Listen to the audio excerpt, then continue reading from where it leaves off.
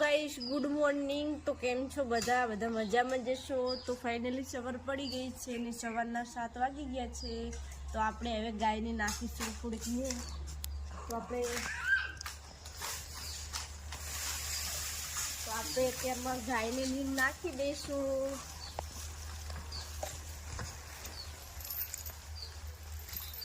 તો આપણે તો સવારમાં આવું કામ હોય છે।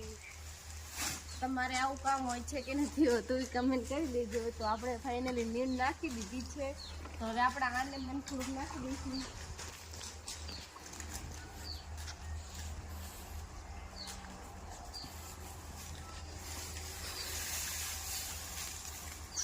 તો ગાઈસ હવે આપણે ઓલા ચીંકુને થોડુંક નાખી દઈશું।